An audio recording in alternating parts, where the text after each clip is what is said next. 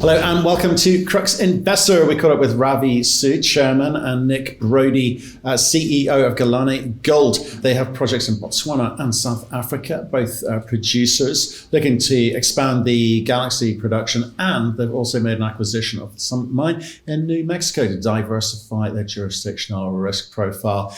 We talked to them about last year's numbers, where they ended up, plans for this year. Started off not too well with Q1 being affected by a rainy season in Botswana, but things are looking on the up. If you want our thoughts on that conversation, you can find that at cruxinvestor.com, and we'd love your feedback too. So do give us a like, leave your comments below. We will get back to everyone, and if you want to see precisely what we talked about today, do take a look in the description. Ravi, how are you, sir? I'm fantastic. Good man. You're joined by Nick today, who we spoke to, I think, back in November as well. Hello, Nick. How are you? I'm fine, thanks. Good lad. Are you still in the UK? I'm still in the UK, yeah. I've just applied for my visa waiver to get to America for the new asset. Let's see if I can get one. Good. Okay, looking forward to hearing all about it. Hey, and what about you, Ravi? You in, where are you actually? I'm in Toronto. You're in Toronto. Okay, good. All good there? You're coming out of lockdown. It's all good. It's, the weather's turned, and we're looking forward to a great summer and being allowed out of our homes. Yeah, that'd be nice. Right. Okay. Well, look, I'm sure we can catch up another time on the social life. I'm sure it's been you've been busy since I last spoke to you. But why don't you kick off for people new to this story? Give me that 1 minute overview, and I'll pick it up with some questions from there. Sure. Look, we've talked before. We've had some great conversations. Galane is we consider ourselves an opportunistic gold mine operator and developer. We've formed the company through now 3 acquisitions. The first being in Botswana from a major gold producer, a non-core asset for them, but what became our core asset. Then moving to South Africa, again, highly opportunistic, something that matched our skill set, the experience of our team, and was kind of an off-market transaction that others wouldn't have seen, a huge opportunity for us and one that helped transform the company. And most recently, an acquisition that has taken us out of Africa, but quite different geographically for us. It's taken us to New Mexico in the United States, but one that's otherwise thematically very much consistent with everything that we've done. So taking a past producer, all the key infrastructure and permits in place, and leveraging our operating team, our experience, our cash flows, our platform to take that, which was a very valuable single asset producer in recent years, before it ran into financial difficulty with lower commodity prices and too much debt, and add that to our portfolio. Diversify our geography, add to our production, and lower our operating costs, and also add a significant silver component to our production profile. Okay, great. Nice summary. And we'll come on to the Summit Mine acquisition in a minute. Obviously, Nick, we caught up beginning in November. You ended the year with were you happy with what you ended up with for 2020? For the year 2020, it was a good year. Look, we generated over $14 million worth of free cash flow at the operating level. I mean, gold price has obviously been in our favor, which is nice, and it's still in our favor. Mupani was perhaps a bit down on where we'd like to be, produced around 27,000 ounces. But, we had a couple of months when we were shut down for COVID, etc. So it didn't quite reach our normal target of around 30,000 ounces. But, at Galaxy, we pushed on as well. We generated over $5 million worth of revenue there from around 4,000 ounces of concentrate. So it's all moving in the right direction, and a very positive year. We managed to, I'm sure when we discussed last time, we would have talked about our debt position. We managed to pay down almost $5 million worth of debt as well. So, everything's moving in the right direction. My key takeaways from, I think, 2021, we're generating positive cash flows, paying down debt, getting Galaxy ramping up to phase 1, all in the right direction. Unfortunately, 2021 first quarter didn't start quite as well. We had some rainfall issues at the Mupani asset, some flooding. It also caused some issues with our power supply, with our main transformer failing. So we were down and out of production for a little while. So we only actually managed to around 6,000 ounces in the first quarter and only $2 million worth of positive cash flows. But, it's still, always first quarter for us. Definitely Mopani is difficult because of the rainy season, but we're hoping we'll catch it up, and we're probably still targeting around 29,000 ounces for this year for Mopani. But at Galaxy, the first quarter wasn't great production-wise because of where we were mining, but in April, we managed to exceed the first quarter's production just in a month. And that's really because at Galaxy, we've achieved two things. Since November, we've brought the new mill on, so the new 50,000 tonne per month plant is running. And secondly, we reached the Galaxy ore body. And if you kind of remember, we would have gone through the plan before, but there's two ore bodies we're mining at. One is called Princeton, where we're already in and mining. And the other one is Galaxy. But Galaxy is where we get the volume from. It's the wider ore body. It's up to 40 meters wide. So really to ramp up on the volume, we needed to be in there. So we finished the 1.8 kilometer adit. We're into the ore body now, and we're now starting to see that volume ramp up. So hopefully by the end of this year, we'll be at an annualized rate of around 23,000 ounces, 26,000 ounces a year of concentrate. Okay, yeah, because I think you would, let's start with Botswana, Mopani. You were talking to me last time about 35,000 ounces. Obviously, COVID impacted a lot of people, but the gold price kind of helped, bail a lot of people out too. So net, you're probably quite pleased with where you ended up there. Yeah, no, 100%. I would have liked to produce more ounces, but, given the issues that we had, I think we did very well. We were shut down for a while, and we still don't mine at the same rate. The reality is if you run an underground mine, you can't have 12 guys charging the face anymore. You can only have two because of the 4x4 meter and the restrictions, etc. So it slows you down a little bit underground. Yeah. Is that improving any? Unfortunately, I think South Africa's just introduced some new lockdown rules and is going into phase 3. And Botswana, it's got the South African variant there now, and that's starting to pick up there as well. But the reality is both operations have been, marked as critical, and we've been managing it, I would say, extremely well. No cases at the South African asset for over 3 weeks now. We've had a few more cases in Botswana, but we managed to keep production going, and we've been supporting our employees the whole way through this. So how much more does that cost you to be able to set the camp up properly? Or so do you need to set up a camp? Do you need to spend money and train people? Does that slow you down? Does it take more time? Does it take more money? Look, in South Africa, what we've done is we've taken responsibility for busing. They still live in the community, but we bus them all to work. And before they get on the bus in the morning, they're going to run through a questionnaire, have the temperature taken. Do they know anybody who's got a cough? And if they show any of the symptoms, they're not even allowed on the bus. Yeah. So we stop it there. So yes, there's a cost to that. And also, yes, you're right. Training wise, it does take up some of the time, retraining on a regular basis. Also, we do regular testing, but it's not a huge cost difference. It just slows us down because of the restrictions with regards to spacing, etc. And then if you take Botswana, again, we bus everybody in and we run through the same process and the same procedures. And yeah, it slows us down again, but it's not a big cost. Yeah, it's just the mining rate has to slow down, especially in underground mines because of the restrictions. Well, so you're not operating at 100% capacity in terms of output, but in terms of personnel, are you also restricted there? I mean, what percentage of personnel are actually working? No, we have the same workforce as we had before. That hasn't changed. Yeah, yes, on the admin side, we let guys work from home just to take some of the pressure off them. We don't have them in offices, etc. But no, we haven't made any changes. In fact, at Galaxy, because we're ramping up, we're actually adding employees for the production growth. Are you helping in terms of inoculation? Getting jabs to employees?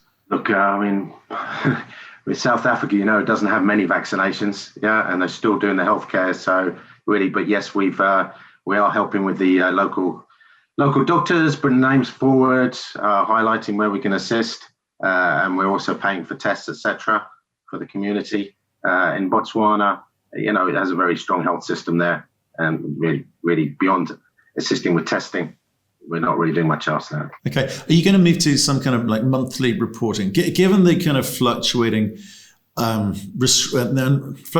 market and restrictions with working in South Africa and Botswana, do you feel that the market's going to need to sort of get more regular updates from you as to what's going on? Because you've got you set your targets out last year, COVID impact. You'd like to obviously maintain guidance this year, but it's tricky, right? Yeah, look, we had a long discussion at the board level about that. Should we put some guidance out there? And the reality is, we can't predict what's going to happen next month. 100% right. So I said, the reality is, you're better for us to do these kind of interviews and these discussions and let people hear the story. Set some kind of targets out there, but we can't put anything in stone because the reality is we don't know, ultimately what could happen with the COVID in either of these countries. I say, where it looks like they'll keep us running, but if we have a bad, outbreak in the local community, then we may have to consider shutting down, etc. So obviously, you were targeted. It's your job, Nick, to actually kind of hit those answers best you can. I mean, 27,000 from Mapani is pretty good under the circumstances. But has that been at the expense of development work? Because this, when you picked it up, was it had a very short life of mine. You've extended. You're still at it 9 years later. So you were doing all the right stuff there. Have you been able to do the kind of work that you need to continue to extend the life of mine of say Mapani? So look, at Mapani, we're restarting the Golden Eagle as an underground mine, so very similar with which we did at Tau, and really it hasn't held us up there. We're carrying on that. But the thing that probably put us back more was the recent issue with the rainfall, which flooded the underground. So we've had to dewater again, put back in infrastructure, and that does stop the development because the deeper areas are where we're mining now, and that's where the water is. So yes, that has affected us, but for our long-term plans, no, it hasn't really held us back in what we're trying to do to extend life at Mapani, and definitely hasn't held us back with phase 1 and phase 2 of Galaxy. Right. Okay. So just on phase 1, we know about phase 2. You were a bit excited about it a few minutes ago. Can you just tell us exactly what the plan is there? So I think we announced in December, in June last year, we announced a new update on the resource and put out a new PEA, and we added about 1 million ounces, all categories, to Galaxy. So it's around 2.5 million ounces now. But we also announced the phase 2 with the PEA to support it, which took us up to around 43,000 ounces production from the 27 we're currently targeting in phase 1. And what we said was we're going to merge them together, because the reality is, all we're doing, back when I told you about the 2 ore bodies, all we're actually doing is increasing the output from the Galaxy ore body. Yeah, so we just need to do more development.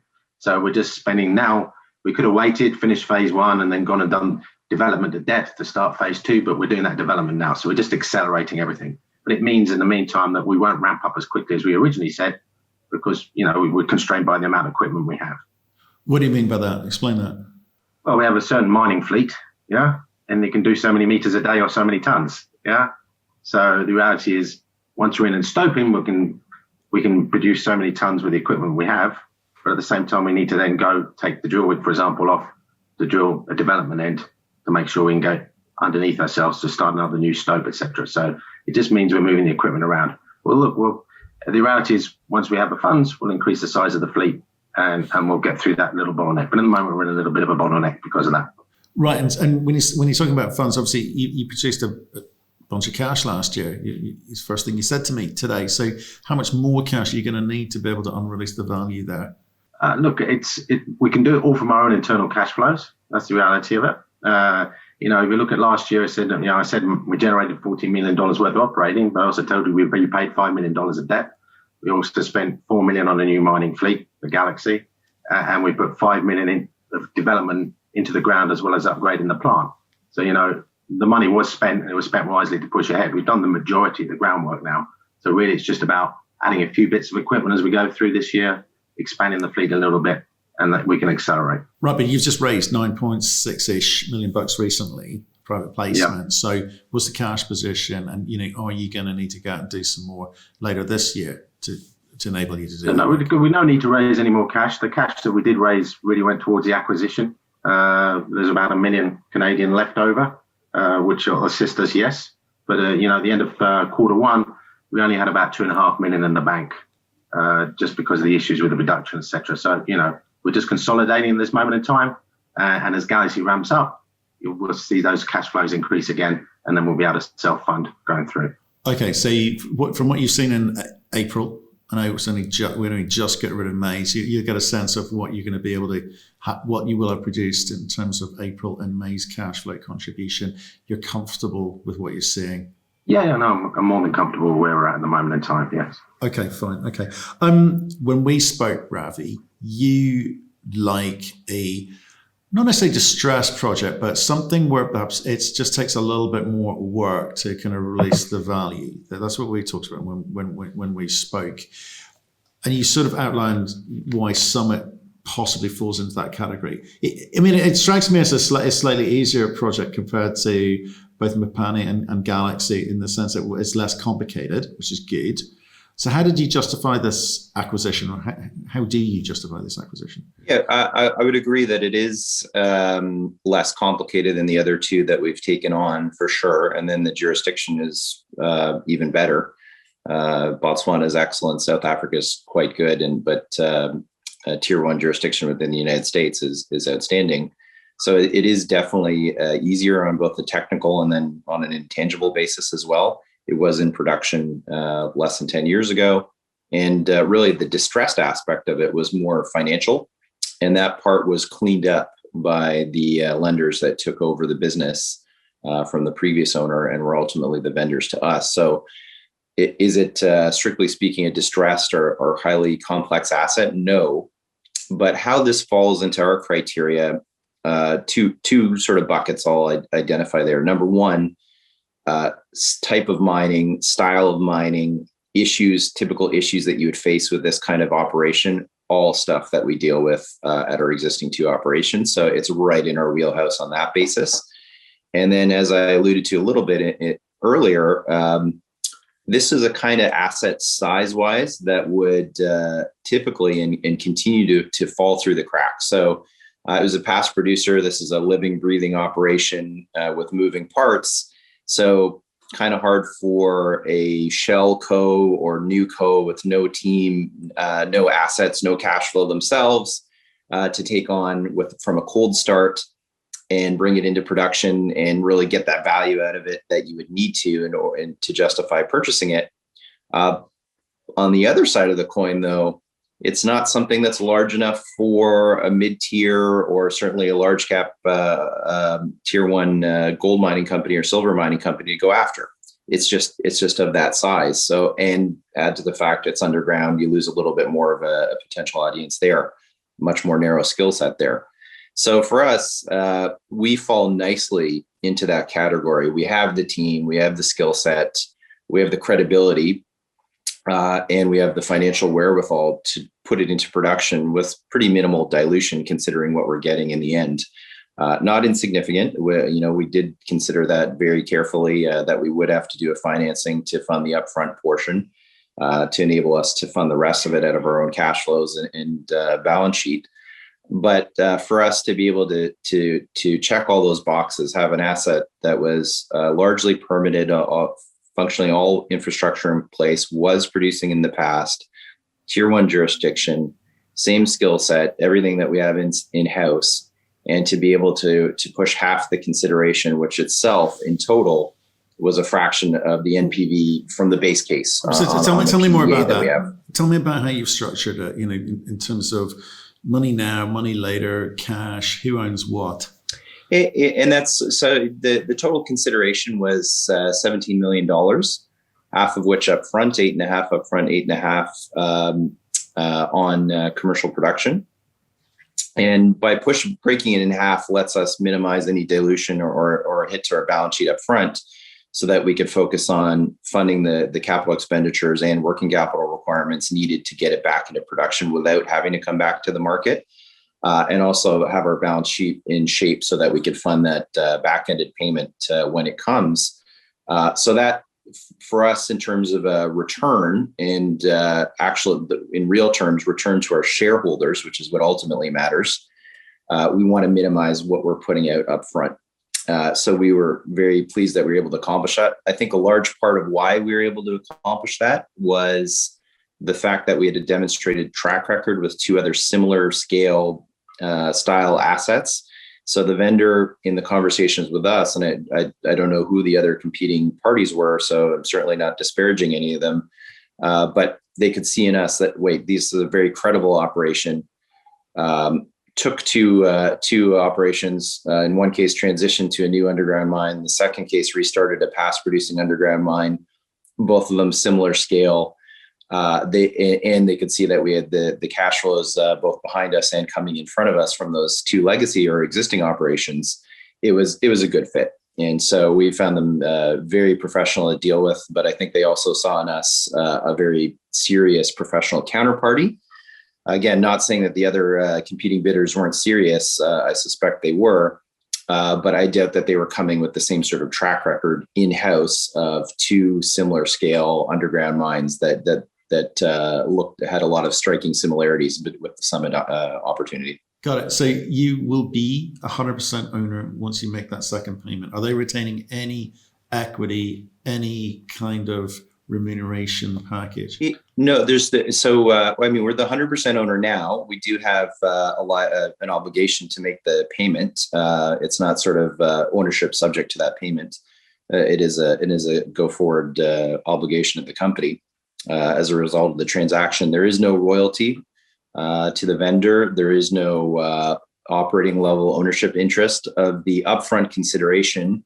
They did ask to take a significant part of it in stock, which they did. So we paid them roughly $6 million in cash, and the remainder in shares of Galane on the same terms as the share issue that we did. And I think that was really, they could see that there should be a real re-rating in the company, and that there'd be an additional opportunity for them there. But either way, it would have been dilution for us. So these are all factors that we weighed into it. It would have been great if this opportunity came to us a year later, and we had the cash sitting on our balance sheet generated from operations, and we could have done it with less or almost no dilution.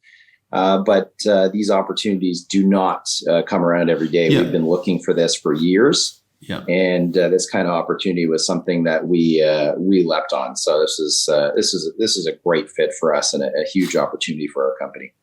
Yeah, the best time to do a deal is when you do a deal. So that means $6 million cash. So you had about 3.5 left over from the raise. I guess some of that went to fees, but you did about $3 million, which have gone to your bottom line. Is that right? There's a currency change there too, right? We raised just over 9 million Canadian. Canadian, got all it. The dollar terms I'm talking are you US dollars. You were talking US, got it. Yeah. Understood. Okay, right. Okay, so with your 2 or 2.5 million you've got now, Nick, were you talking about? You said how much cash you had today? Was that in Canadian or American? So we net received around 1.5 million CAD. Got it. Understood. Fantastic. Yep. Ravi, back to you. You used a phrase there, which always think is interesting for people to understand, which is when you're in commercial production. Okay, this is when you get cute with when you're doing agreements. Is your definition of commercial production that you agreed with them is what? It's production. It's production. There's not. Got it. I guess that's the term of art, but it's actually the first ounce produced. Got it. Okay. Yeah. So right, there's going to be no arguments over dinner. Brilliant. They were very clear they didn't want to have that argument in 2 years' time. So yeah, I can expect that. So where you're at now with your cash, Nick, you're going to be able to do some exploration underground, obviously, with your African assets. That's right. Yeah, that's within budget. We're fine with that. We continue to do the exploration and extend life. Yes. Right. And with the Summit mine, I guess where you're going to go next. The care and maintenance cost is only $100,000. It's not huge. And the first thing we're running through is there's already an existing 43-101 around the asset, but it was done in 2014. Had around 100,000 ounces of gold and 6.5 million of silver. And there's already 15,000 feet of underground development done. And what we're trying to do is to see if we can do it like we've done it with our other underground assets, see if we can actually start it as it sits now. We're putting a mine plan together and seeing whether we need to do an updated technical report or anything like that, or whether we're in a position where we could just raise the funds and go straight in. Well, not raise the funds, but spend the funds and go straight in and restart the mine. The mill is all there and ready to go and well serviced. And the underground operation is really where we need to do the structural work at the moment to make that decision. Ravi, you just said that obviously you want to be able to, you would like to have done this deal later this year or next, that ideally, right? If you hadn't had this interruption to your cash flow, you probably could have done this from your own cash flow, the acquisition of Summit, right? Is that what you said? Is that what you said to me? Look, I mean, I do a great deal when I can do a great deal. So, would I have rather have done it out of our cash position? I think we, given, enough additional quarters, we would generate that cash. Sure, of course. We more than most, I think, really focus on the dilution factor. Management and board and immediate family members owned close to 60% of the company. Now we're diluted to less than 50%, still an enormous position. But that's something we look at very carefully, because ultimately, maybe we could just rest on our laurels, and we have two assets. One of them's working pretty well, and the other one's really in the ramp up phase, almost through the hardest part of it. And we've done the hard yards on that one already. Why not just sit on those and benefit from a rise in gold price and our increasing production? Great story. Sure. And that was definitely our base case. That's always our base case, do nothing. But here's an opportunity to do something. And the benefit of doing it now than a year from now is we have that production a year sooner too. So we're, it's all academic. Exactly. It is. And it's not, it was no criticism about doing a deal now. The question is really about trying to understand what decisions Nick has got to make, because you've had to raise money in the market. Ideally, you wouldn't have diluted yourselves. I understand that. And I get your own cash holding means you're definitely aligned with shareholders. But for Nick, his pressures are to spend the cash flow that you are producing on the two assets in South Africa and Botswana and get the best possible outcome in terms of production, right? And at the same time, you've just acquired something and you want to get that in, you want to see if you can get that in a state of production as quickly as possible too. So you're going to have to apportion and split up and allocate budget for that from cash flow. Absolutely. But I can say that we've gone into it with some comfort, and using a budgeted gold price that's much lower than today's price to be able to progress all three assets at the pace that we want to.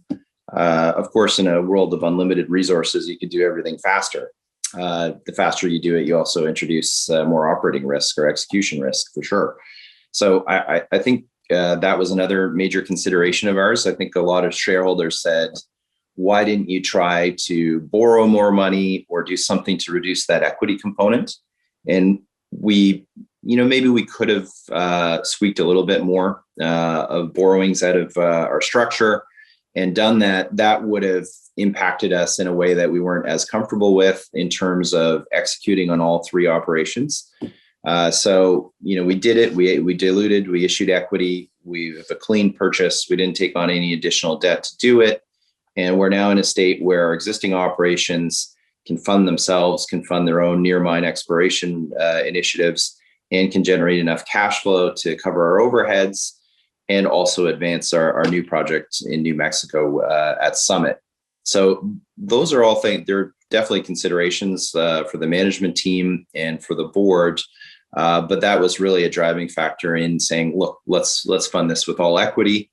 We're in good shape. We're paying off our legacy debt, and we have cash flow from operations to fund all our initiatives at all our three locations. So Nick, how do you come at this? How do you come at Summit? Because if you look at the kind of cutoff grade there, it's good grade, like 4.35 gram per ton. Is that about right? Look, it depends how we're still arguing on whether it's a silver mine or a gold mine. Okay. If I talk about it being a silver mine, then the average grade is around 573 grams a ton. Yeah, and if I talk about it being a gold mine, then the equivalent grade for gold will be about 7 grams a ton. Yeah. Okay, interesting. So how do you come at this problem?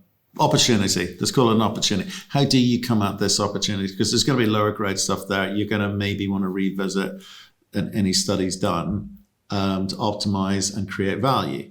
No, 100%. So, look, we went through the technical report, through the old PEA. We looked at that model, and that model is a great model. It generates 100 million NPV at a 1,700 gold, $25 an ounce silver. So it's a great standalone model as it stands now. But we always put forward that our expertise, we can achieve better than it's normally been put down on paper. So that's the first step for us. So our business development manager is working hard, as I said, looking at the mine plan, trying to design a mine plan. And we need to make a decision whether a gold or a silver mine. Once we made that decision, then yes, we'll target the grade appropriately. I think one of the issues the previous operator had is they would just went for volume rather than for looking for grade and making it economic. which a lot of people make that mistake.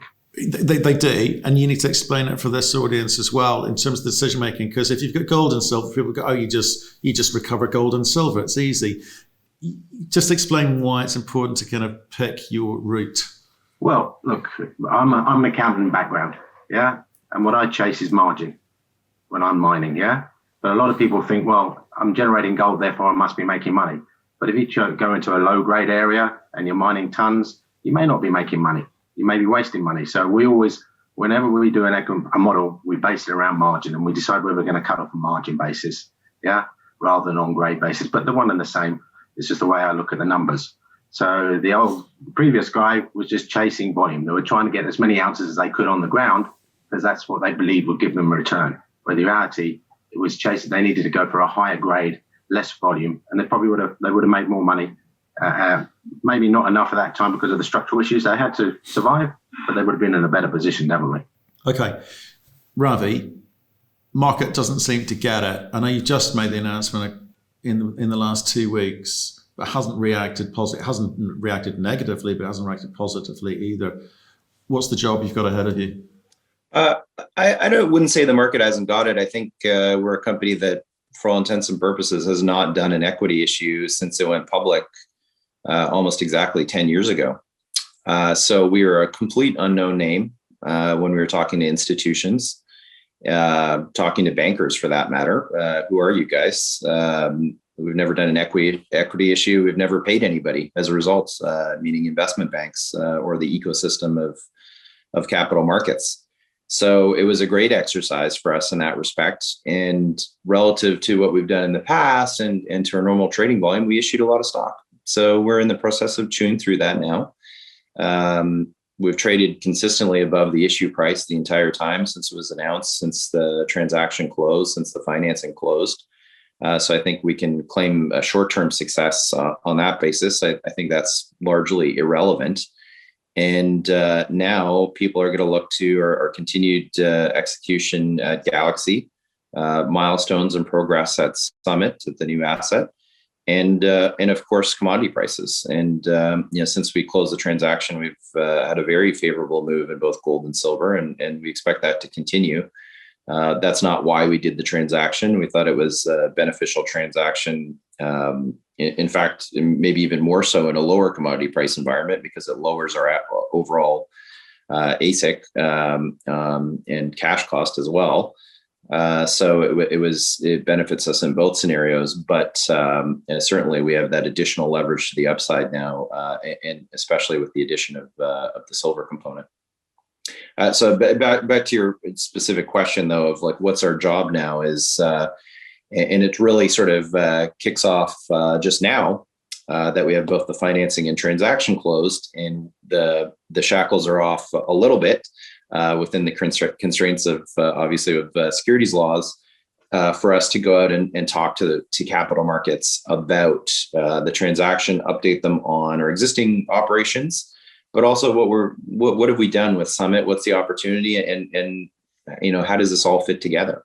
And that's exactly what we're doing right now. Okay, and if I look at you're still circa 50%, which is a lot. 60% as you were before was problematic. But you guys didn't need the money. I get that.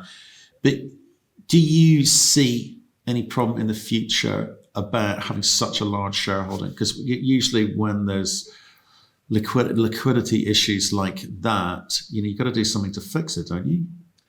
Look, I don't think, I think we have a decent float. I think probably if I were to identify a weakness in our capital structure prior to this offering is that we had basically no institutional ownership. I don't think that was because we had a large insider ownership component. It's because we've never done a financing. So we've never walked around to institutional investors. That's how you get in. I was an institutional fund manager for much of my career. And it's not easy to build a multi-million-dollar position, or you typically don't try to on a small cap name other than through a financing. So this financing was almost entirely, I don't have the exact percentage, but let's say 90+% institutional in terms of where it was placed, which is great for us in terms of just getting started on this transition to management and retail individual investors to a more typical mix of management, individual investors, and institutional, but still with a very large insider ownership component. I don't think under any circumstance that's a negative for us. It's not. It gives us stability. I understand that you got to get that balance right, but you also got to get that free sort of excitement in the market too. So, what's the point? Or what do you think you need to come back and talk to us about for people to get what you've done here with this acquisition and your ability? Obviously, let's assume your ability to continue generating cash flow in Africa. I think just continue to communicate the milestones and the execution success. And I think we are a production company, so we're viewed on production, but also cash flow. So we rise and fall with commodity price. There's no question about that. We're not doing anything to try and mitigate that. We believe investors invest in a company such as ours. I know I have. Because we actually believe in the underlying commodity price, and it's effectively an opportunity to invest in that and the rise in that commodity price. So we don't do anything about that, but we have to continue to demonstrate that what we are saying is what's actually happening, and that means a couple of things. One, specific milestones: this many ounces, generating positive cash flow, paying off debt. But it also means that what we're saying in a broader sense, which is that we can take something, it was in production, we can all wrap our head around that. We can add our team, add our secret sauce, add our execution capabilities, add the successes and the failures that we've had in the past 10 years together and the 20 and 30 years prior to that collectively as a team, and put that all together into this and bring all those ingredients into one bowl and turn it into an operating mine again. We did it with transitioning to an underground mine in Mpumalanga. That was somewhat invisible because it was done in the absolute depths of a gold market. Nobody was watching. Nobody cared. We did it. We bought Galaxy at virtually the all-time low on gold price within months, or not the all-time low, sorry, in the low of the last 10 years on gold price. Nobody was watching. We got that into production during a time period where we did most of that work when nobody was watching. Now we've been communicating what we've been doing and the milestones and the execution at Galaxy with a few eyes on us. And now we have Summit. And now we have Summit with a much broader universe of eyeballs on us. So we have to demonstrate that what we say is, we're putting all those ingredients in the bowl. What's going to come out is an operating mine. And that's the main thing that we have to deliver on in the next 18 months. And you have shown, and I hope you will show with Summit, that you are great operators. You bring life back where it perhaps was, falling off a bit of a cliff, and that's brilliant. But that kind of constraint doesn't give the blue sky and the excitement. So, when do you start allocating the funds, or how do you go about bringing the kind of free sort of excitement into the potential scale or the growth component to this? Because you're producing ounces, which is awesome, producing cash, which is awesome, but it's kind of within a sort of very narrow silo, and it's like, well, how do we get bigger? Yeah, we can't produce ounces out of thin air. We are constrained by. It says Nick often jokes it's much easier to be an exploration company, and it is because you can't control what you find or don't find. It's pretty easy to control your expenses when you have almost no employees, and you can turn your expense on and off whether you're exploring or not. We're a living, breathing operation. We've got employees, we've got costs, and we have to produce ounces and generate cash flow. So that we are constrained by being the reality of being a living, breathing, operating mining company. I think when we can communicate to investors every year for several years an increasing production profile, we can do that at the same time. What are the big knocks against us? Number one, historically, and we've talked about this in the past, is you guys have so much debt. You have too much debt. And we said, yeah, okay, it looks like a lot of debt relative to our market cap, but look at all this production that we have and that's coming. We're fine with it. Don't worry about the debt. It's actually smart. It means that we've been able to keep more of the equity. And the amount of pushback on that has gone from 100% down to 50%, and it's on its way to zero as we pay off that debt, as our market cap goes up. And as people see, look, debt as a percentage of our revenues is actually really small at this point, and that's going to completely go away. So I think as we present to investors and demonstrate that we go from 1 mine to 2 mine to 3 mines, we go from a production profile that goes up every year for several years in a row. Our cost of production is ticking down, and that's happening in a commodity price bull market. The numbers that you're going to see are going to be really exciting, and we're not going to have to flood investors with shares to fund our next exploration program or our next escapade, because we're generating cash flow. That cash has a real use to it. So initially, it's paying off debt and advancing Galaxy and to phase 2 and moving Summit forward back into production. But I think there's a lot of excitement there, and I know with silver alone.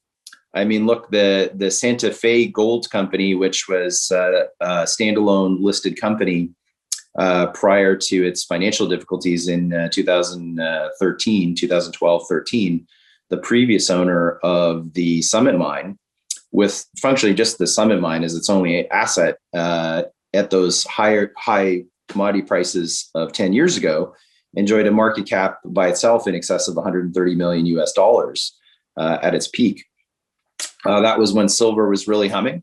I think, we have that same torque. It seems like a crazy price given that we paid about 5% of that upfront or less to purchase it. But that was not a crazy market cap for Santa Fe to have when silver was at $50.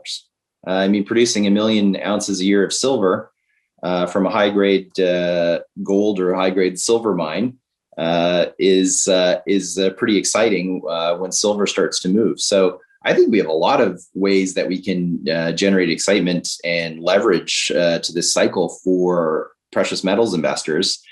And I agree, we are constrained. We're not talking about, okay, we're going to 10 million ounces in their new drill campaign and so on and so forth. The challenge is for us to deliver milestones on our operations and execute on those. And if we do that, I think there's a huge amount of excitement ahead of us for as shareholders. Ravi, good place to end. Appreciate your time today. Nick, also thanks for the detail as well. Good luck, guys. Stay in touch. Let us know how you get on, okay? Thanks a lot. Pleasure. Can't wait.